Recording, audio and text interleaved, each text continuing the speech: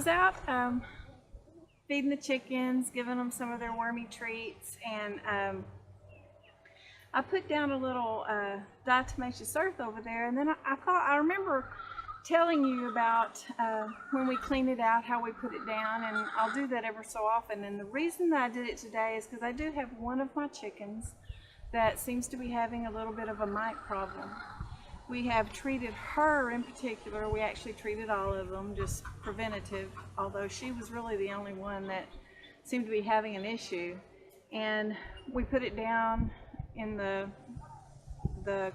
coop and in the run, but I'll put down just a little extra in a place where they go to do their dirt baths, because that's what chickens do. They do dirt baths. And so I went and put some extra over there, and I thought that I would show you. Now we buy it in large bags. We've got and I have to be careful because we opened it from the wrong end. We buy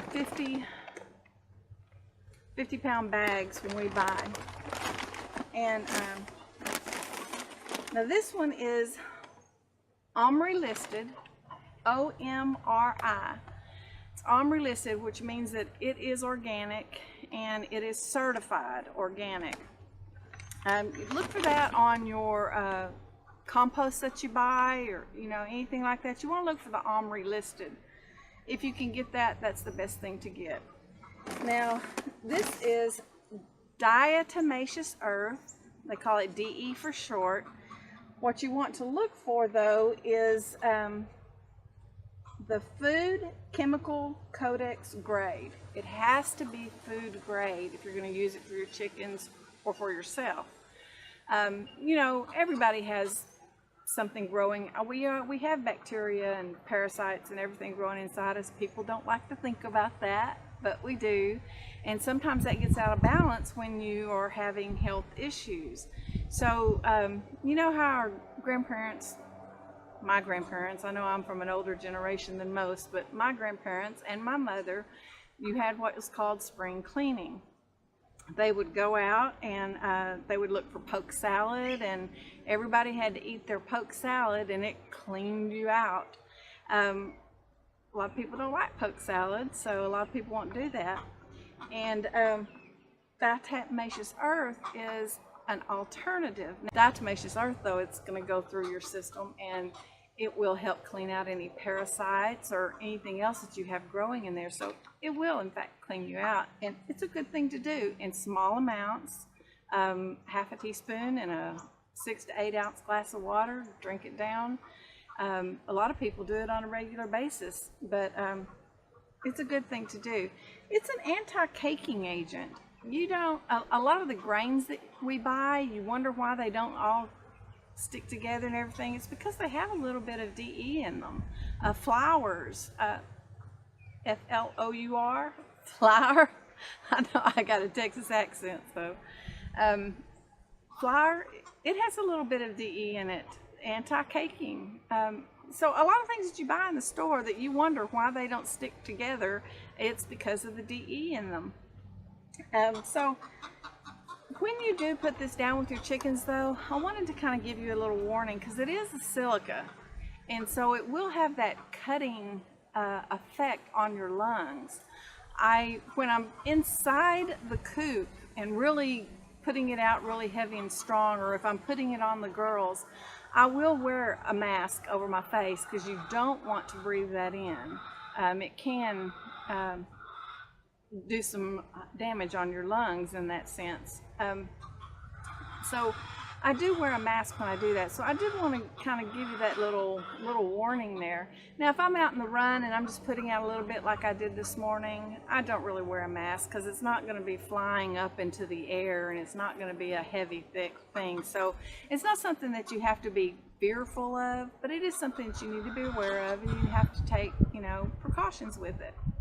When you're putting it out into your garden, especially if it's a windy day, you're putting it out into your garden, because when you do it out there, you are putting it, kind of heavy. Wear a mask when you do it, so do it in the evening when it's kind of cool, or early in the morning when it's kind of cool and you're going to have to wear a mask. And that way you won't, because I know for me, breathing through one of those masks, I just get so hot. I do not like them, but you have to take those precautions. Something else I wanted to talk to you about, DE, is if you have a dog and they get a flea problem, dust your dog with DE. If they've gotten into your house, you can put it throughout your house and your carpet, and then just vacuums right up. Put it in your yard really heavy. It will kill the fleas. I watched a guy who took 20 or 30 fleas because his dog had a problem. He had been eaten up with them, bless his heart. And so he picked them off his dogs, put them in a jar, put some DE in there, and then did a time lapse on it. And we got to watch those fleas die in the DE. So, and he didn't cake them in there either. It was probably about a tablespoon that he put in.